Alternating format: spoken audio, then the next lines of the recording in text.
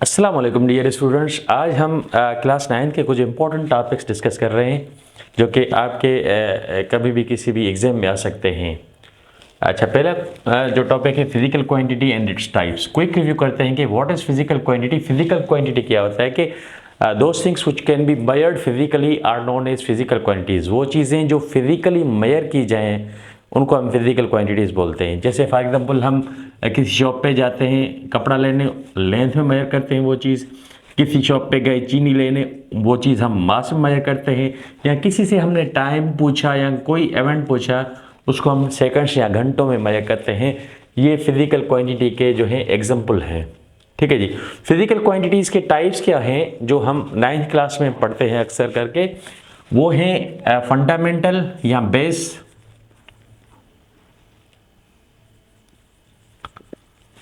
Are base and derived. ठीक है जी। फंडामेंटल 7 बेसिक क्वांटिटीज हैं: length, mass, time, luminous intensity, electric current, temperature and amount of substance. और उसके बाद जो ड्राइव क्वांटिटीज़ हैं वो तो मतलब इन जब सबको मल्टीप्लाई करते हैं तो मल्टीप्लाई एंड डिवाइड करते हैं तो हमें ड्राइव क्वांटिटी मिलती है। अच्छा, फंडामेंटल हम किसको बोलते हैं? जो चीज़ या बेस क्वांटिटी, जो चीज़ किसी से अखज़ या माखूज़ ना हो तो हम उसको फंडामेंटल या बेस क्वांटिटी बोलते हैं। And what about derive quantity? Those quantities which are driven from by combining fundamental quantities are known as derive quantities. वो क्या होती हैं? एरिया होती है, वेलोसिटी होती है। ये चीज़ आप देख सकते हैं। छोटी सी डेफिनेशन लिखनी पड़ेगी फिजिकल क्वांटिटी जो कि मैंने बताई। और दूसरी बात, फंडामेंटल क्वांटिटी की डेफिनेशन लिखनी पड़ती है, ड्राइव क्वांटिटी की डेफिनेशन लिखनी पड़ती है और उसके एग्जांपल्स लिखने पड़ते हैं।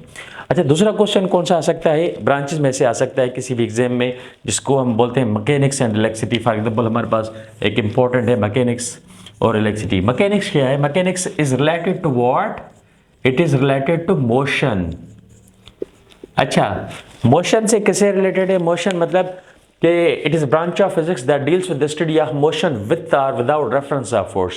चाहे आप फोर्स का रेफरेंस दें या ना दें, study of motion is known as mechanics. ठीक है जी। मतलब जो भी ऑब्जेक्ट मोशन में है उसकी स्टडी को हम मैकेनिक्स बोलेंगे। अब गाड़ी जा रही है, स्टडी ऑफ मोशन ऑफ गाड़ी इज नोन एज मैकेनिक्स।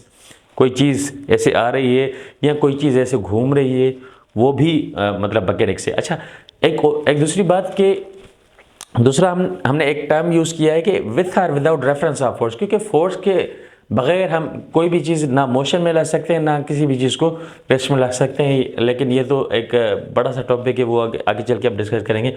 उसके बाद है इलेक्ट्रिसिटी। इलेक्ट्रिसिटी क्या है कि it is branch of physics that deals with the study of electric charges. अच्छा, इलेक्ट्रिक चार्जेस की स्टडी को हम क्या बोलते हैं? इलेक्ट्रिसिटी। अच्छा, वो कभी इलेक्ट्रिक चार्जेस मोशन में भी होती हैं, इलेक्ट्रिक चार्जेस रेस्ट में भी होती है। तो इलेक्ट्रिसिटी के आगे से आगे चल के ना 2 टाइप्स होते हैं कि इलेक्ट्रोस्टैटिक्स और इलेक्ट्रोडायनामिक्स। और उसी तरह से मैकेनिक्स की भी ना 2 टाइप्स होते हैं, अपना काइनेमेटिक्स और डायनामिक्स। सही है जी। उसके बाद आ जाते हैं हम साइंटिफिक नोटेशन पे। साइंटिफिक नोटेशन भी एक तरह से एक इम्पॉर्टेंट टॉपिक है ओवरऑल साइंस का, सिर्फ फिजिक्स का नहीं, ओवरऑल साइंस का। साइंटिफिक नोटेशन क्या होता है कि एक बड़े से बड़े फिगर को छोटे से छोटे मतलब एक राइटेबल फॉर्म में लिखना।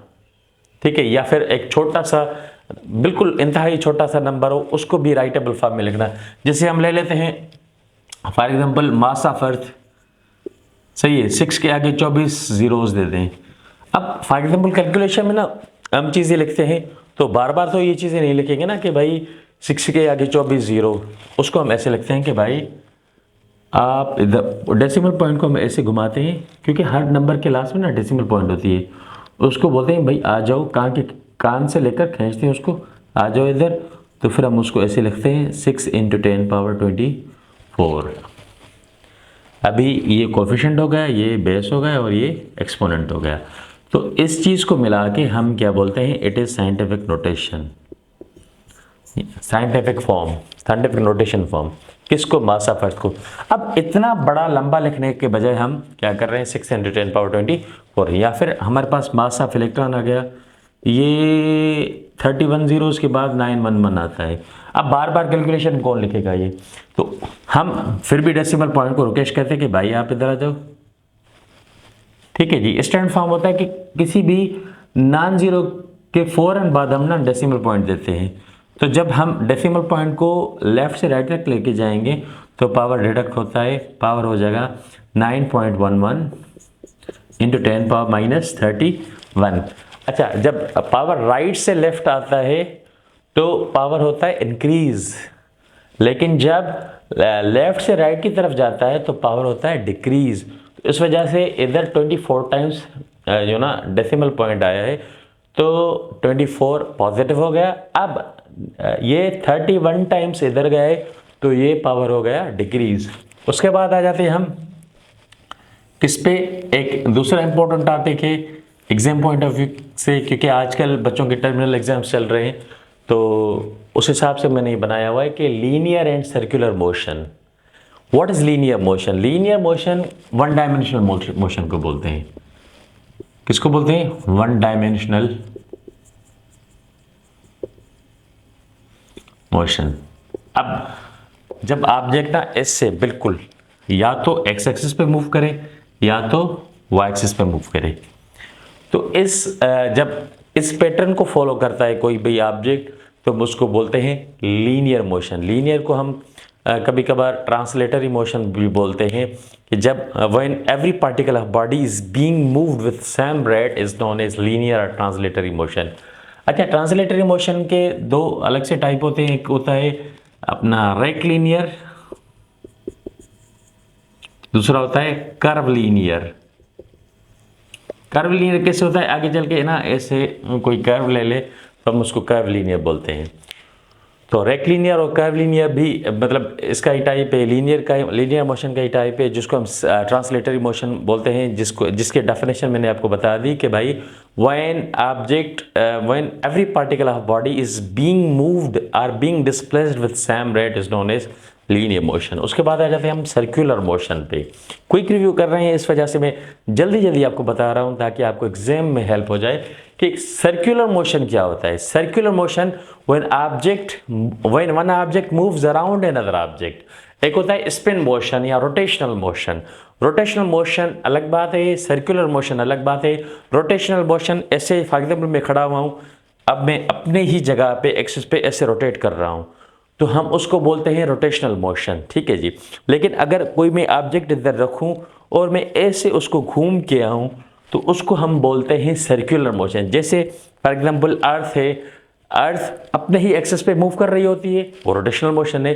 अर्थ सूरज के इर्द गिर्द मूव कर रही होती है, वो सर्कुलर मोशन है। जब सूरज के गिर्द पूरा चक्कर लगाती है तो एक साल पूरा होता है, और अगर अपने ही एक्सिस पे मूव करती है तो दिन से रात और रात से दिन होता है।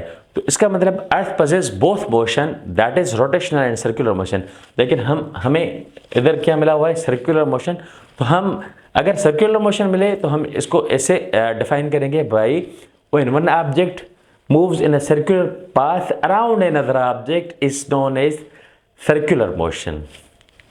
आज तक का लेक्चर यहीं तक था कि physical quantity and its types, mechanics and electricity, scientific notation, linear and circular motion. और अच्छा, आखिरी बात बता दूं, इसको हम क्या बोलते हैं? कोएफिशिएंट, इसको बोलते हैं बेस, और इसको क्या बोलते हैं हम? एक्सपोनेंट। ठीक है जी। आई होप ये लेक्चर आपके लिए बहुत ही फायदेमंद होगा। देखते रहिए मेरा YouTube channel physics with Shohab share.